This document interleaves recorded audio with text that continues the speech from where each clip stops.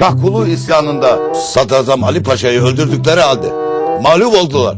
Yolda bir İran kervanına rastladılar. İran kervanını soydular. Onları fıçılarda, kaynar suda haşladı, yaktı, öldürdü. Kendi adamlarını. Yenə həmişə kimi qayıtdıq Şah babamız atılan iftiralara. Kadir Mısıroğlu Şah İsmayılın çox qəddar biri olduğuna vurğu edir və Şahqulu üsyanına dəstək verməklə birgə üsyan başçılarının Səfəvi karvanlarına hücum etdikləri üçün qaynar qazanları atdığını iddia edir. Əvvəla qaynar qazan məsələsi doğrudur. Burada bir amma var. Səbəbi təkcə bu deyildi. Bu sıra onun verdiyi mənbə Joseph von Hommer'in kitabıdır və bu kitabın 4-cü cildinin 89-cu səhifəsində açıqca deyir ki, Şah üsyançıları yeməyə dəvət etdi və Bəyazıd xana üsyan etmələri, həmçinin karvan basqını ilə bağlı soruşur. Sonra qaynar qazan gətizdirib onları içinə atır. Bu arada bu barədə məlumat verən tək mənbə də Joseph'in kitabıdır. Digər tarixi mənbə kitablarında bu hadisədən ümumiyyətlə danışılmır. Sadəcə İsmayılın bu adamları Bəyazda üsyan etdikləri üçün öldürdüyü deyilir. Əslində Kadir Mısıroğlu'nun niyə bu məsələni belə şişirlərək "Vay, bu ki qəddarlıqdır" deyə çıxış etməsi aydındır. Buna qalsa Osmanlı dövründə də eyni qəddarlıq nümunələri var. Amma biz açıb desək, olacağıq Osmanlı düşmanı. Nəysə, bu cür baxış tərzi bəzi Türkiyə tarixçiləri üçün səciyyəvi haldır. Ona görə belə məsələlərin qarşısını almaq üçün azca oxumaq